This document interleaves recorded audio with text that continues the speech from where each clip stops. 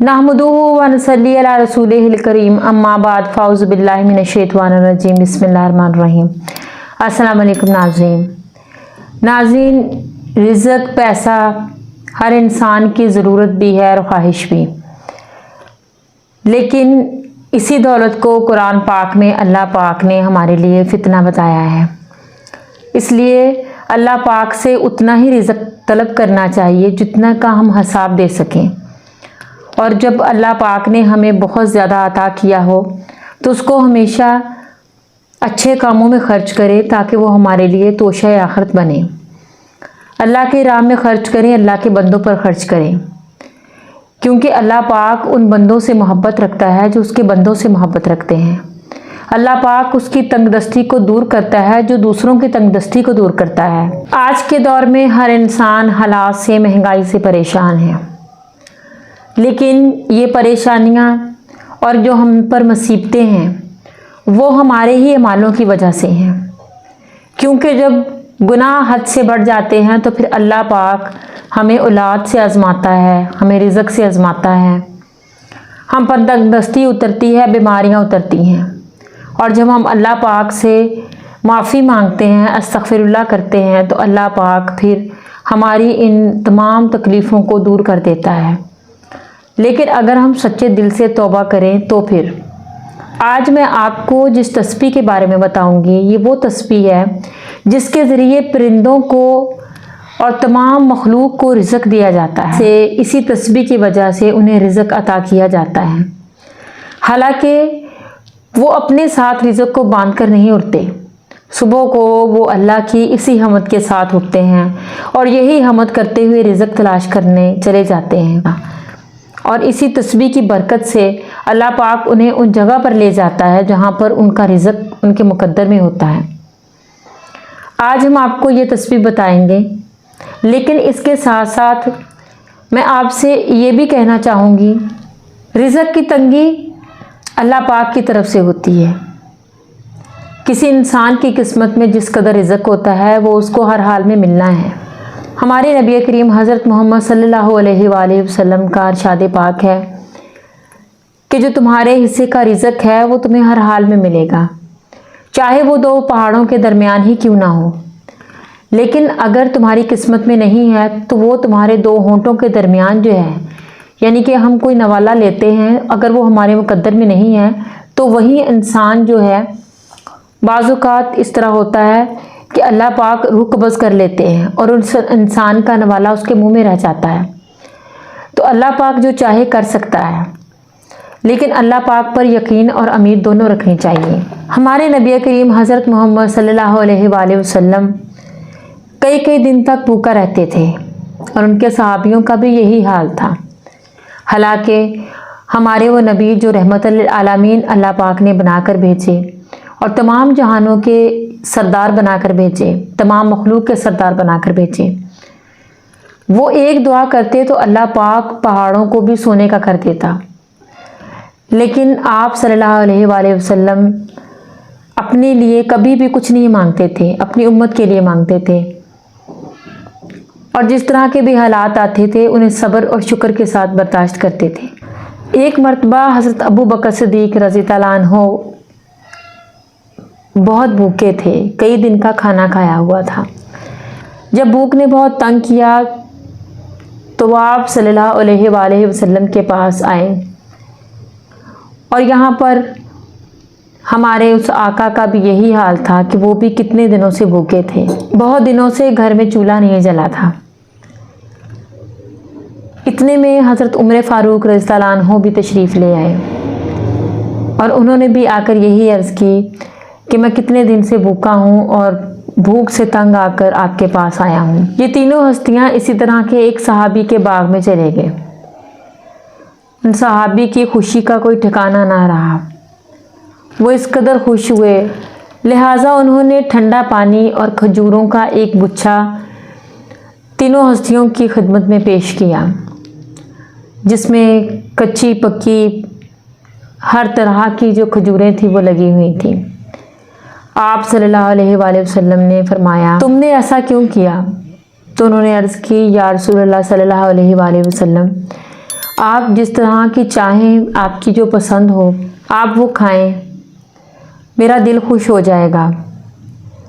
تو آپ صلی اللہ علیہ وآلہ وسلم نے فرمایا کہ قیامت کے دن ہم سے ہر ایک نوالے کا حساب بھی ہوگا، لیکن ہم آج اتنے طرح طرح کے کھانے کھاتے ہیں اور ہمارا ہمسایہ کس حال میں ہے ہم یہ بھی جاننے کی کوشش نہیں کرتے۔ اماں عائشہ رضی اللہ عنہا فرماتی ہیں کہ ہمارے گھر 40 دن تک چولہا نہیں جلتا تھا، اور اتنے دن ہم بغیر کھانا کھائے صبر کے ساتھ گزارتے تھے۔ جب ہمارے آقا حضرت محمد صلی اللہ علیہ وآلہ وسلم اس دنیا سے تشریف لے کر گئے تو اماں عائشہ فرماتی ہیں کہ اس دن گھر میں چراغ کے لیے تیل بھی موجود نہیں تھا، اور میں نے ساتھ والے پڑوس سے وہ تیل لے کر اس چراغ میں ڈالا تاکہ کچھ روشنی ہو جائے۔ سبحان اللہ ان کے صبر کا۔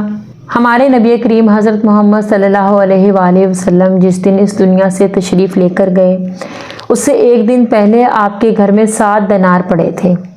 آپ صلی اللہ علیہ وآلہ وسلم نے حضرت عائشہ رضی اللہ عنہا سے فرمایا کہ یہ غریبوں میں تقسیم کر دو۔ مجھے شرم آتی ہے کہ رسول اللہ صلی اللہ علیہ وسلم جب اللہ پاک سے ملیں گے تو ان کے گھر میں دنیاوی دولت نہ پڑی ہو۔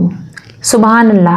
تو ہم کیسے عاشق رسول ہیں، ہم کیسے غلام ہیں ان کے، کہ جب ہم دنیا سے جاتے ہیں تو ہمیں کتنی فکر ہوتی ہے کہ ہم اپنی اولاد کے لیے ڈھیروں روپیہ چھوڑ کر جائیں، بینک بیلنس، زمین جائیداد چھوڑ کر جائیں، تو ہم کس طرح سے کہہ سکتے ہیں کہ ہم ان کی سنت پر چلتے ہیں یا ان کی حدیث پر ہم عمل کرتے ہیں۔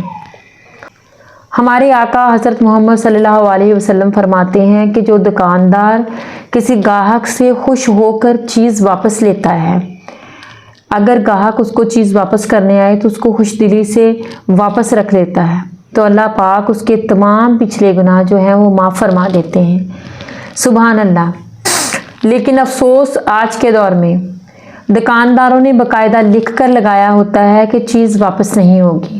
اب میں آپ کو وہ تسبیح بتاتی ہوں کہ جو تسبیح اللہ پاک کی تمام مخلوق کرتی ہے، اور سب سے خاص تسبیح وہ پرندوں کی تسبیح ہے کہ جس کے ساتھ ان کو رزق عطا کیا جاتا ہے۔ صبح کو فجر کی نماز کے بعد آپ اسی جائے نماز پر بیٹھے رہیں اور پھر آپ سب سے پہلے درود پاک پڑھیں۔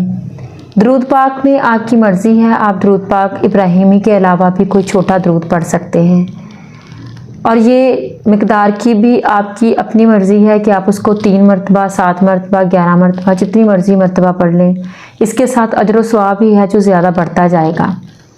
اس کے بعد آپ 100 مرتبہ استغفر اللہ کی تسبیح کریں۔ استغفر اللہ یہ ایک بار ہو گیا، اس طرح سے استغفر اللہ آپ 100 بار پڑھیں، اور اس کو آپ رٹے رٹائے جملے کی طرح مت پڑھیں، بلکہ اللہ پاک سے یہ تصور کر کے اور اپنی نیت میں یہ بات لا کر کہ ہم اپنے پچھلے تمام گناہوں کی اللہ سے معافی طلب کر رہے ہیں۔ تو 100 بار یہ پڑھنے کے بعد اس کے بعد آپ پڑھیں سبحان اللہ سبحان اللہ۔ یہ سبحان اللہ ایک بار ہے، اس طرح سے آپ اس کو 33 مرتبہ پڑھیں، اور اس کے بعد آپ پھر درود پاک پڑھ لیں۔ یہ سبحان اللہ پرندوں کی تسبیح ہے۔ پرندے جب صبح اٹھتے ہیں تو وہ یہی پڑھنا شروع کر دیتے ہیں، اور رزق کی تلاش میں جب نکلتے ہیں تو کہیں بھی اڑ رہے ہوں، صحرا میں ہوں، جنگل میں ہوں، کسی بھی جگہ پر ہوں، وہ یہ تسبیح جاری رکھتے ہیں، اور اللہ پاک ان کو کبھی بھی خالی نہیں لوٹاتا۔ وہ ہمیشہ اپنے گھروں کو شام کو اپنا پیٹ بھر کر جاتے ہیں۔ اللہ پاک اس تسبیح کی وجہ سے ان کو رزق عطا کرتا ہے۔ سبحان اللہ کا مطلب ہے اللہ پاک ہے، تو اللہ پاک بے شک پاک ہے ہر عیب سے، ہر برائی سے، اور جب ہم اس کی حمد و ثنا بیان کرتے ہیں تو وہ پھر ہمیں خوش ہو کر عطا کرتا ہے۔ تو اللہ کی حمد و ثنا بیان کیا کریں اور اپنے گناہوں کی کثرت سے معافی مانگا کریں۔ انشاءاللہ تعالی اللہ پاک ہماری ہر دعا کو سنے گا، اور اللہ پاک ہماری ہر تنگ دستی کو دور فرمائے گا۔ لیکن اگر کبھی حالات برے آ جاتے ہیں تنگ دستی آپ پر آ جاتی ہے تو آپ کبھی غم نہ کریں، یہ سوچا کریں کہ ہم جس نبی کی امت ہیں انہوں نے کتنے کتنے دن بھوکا رہ کر گزارا ہے، کتنے کتنے دن انہوں کے گھر میں چولہا نہیں چلتا تھا، انہوں نے بھوک سے اپنے پیٹ مبارک پر پتھر بھی باندھے ہیں، سبحان اللہ، لیکن زبان مبارک پر ایک مرتبہ بھی اللہ سے شکوہ نہیں آیا اور صبر کرتے تھے، اور اپنے صحابہ کو اور اپنی امت کو صرف یہی درس دیتے تھے کہ صبر کرو، اللہ صبر کرنے والوں کے ساتھ ہے۔ تو ہمیں کبھی بھی تنگ دستی سے پریشان نہیں ہونا چاہیے، یہ بھی اللہ پاک کا ایک امتحان ہوتا ہے انسان کے لیے، اور اللہ پاک ہمیں اس پر ثابت قدم رکھے، ہمیں صبر اور شکر کے ساتھ اس کو برداشت کرنے کی توفیق عطا فرمائے، کیونکہ کوئی بھی مصیبت، پریشانی، تنگ دستی ہو وہ اللہ پاک کی طرف سے آتی ہے، اس لیے اس سے کثرت سے دعا مانگیں، اپنے گناہوں کی معافی مانگیں، کیونکہ اور کوئی ایسا نہیں ہے جو اس کو دور کر سکے۔ تو اللہ پاک سے کثرت سے استغفار کریں، استغفار کے ساتھ بھی رزق میں اضافہ ہوتا ہے۔ دوسروں کا خیال رکھیں، دوسروں پر رحم کریں، جب ہم دوسروں پر رحم کریں گے تو وہ ہم پر رحم کرے گا انشاءاللہ تعالی۔ تو آپ اس تسبیح کو اپنا معمول بنا لیجئے۔ اس کے بعد دیکھیے کہ جس طرح پرندے کبھی بھی شام کو خالی نہیں جاتے، اپنے پیٹ کو بھر کر اپنے بچوں کے لیے لے کر جاتے ہیں، بالکل اسی طرح سے آپ کبھی بھی تنگ دست نہیں ہوں گے۔ اللہ پاک آپ کے گھر میں کبھی بھی محتاجی نہیں لائے گا، اور اللہ پاک آپ کو رزق کثیر عطا فرمائے گا انشاءاللہ تعالی۔ اللہ پاک ہم سب کو اپنے احکامات پر چلنے کی توفیق عطا فرمائے۔ ایک چھوٹی سی ریکویسٹ آپ سے ہر بار کی طرح کہ میرے چینل کو سبسکرائب کریں، اور اس ویڈیو کو، بلکہ ہر ویڈیو کو، کیونکہ ہر ویڈیو میں آپ کو کوئی نہ کوئی اس طرح کی موٹیویشن دیتی ہوں، اس طرح کی کوئی بات بتاتی ہوں کہ جس جو کہ دنیا کے ساتھ ساتھ ہماری آخرت کو بھی سنواریں گے انشاءاللہ۔ تو آپ اس ویڈیو کو شیئر کیا کریں تاکہ آپ بھی اس صدقہ جاریہ کا حصہ بن جائیں۔ ویڈیو کو لائک کریں، اس سے مجھے پتہ چلتا ہے کہ آپ ویڈیو کو لائک کرتے ہیں، آپ کو یہ چیز اچھی لگی ہے۔ یہ اللہ پاک کی باتیں ہیں، اس کے احکامات کی باتیں ہیں، اور اللہ پاک ہمیں توفیق دے کہ ہم ان باتوں کو ذوق و شوق سے سنیں، اپنے بچوں کو سنائیں اور دوسروں کے ساتھ شیئر کریں۔ اللہ پاک hمیں یہ توفیق عطا فرمائے کہ ہم اس کی ہر حکم پر چلیں، تو جب ہمارے دل میں اللہ کا خوف ہوگا تو وہ ہم پر رحم کرے گا انشاءاللہ۔ السلام علیکم۔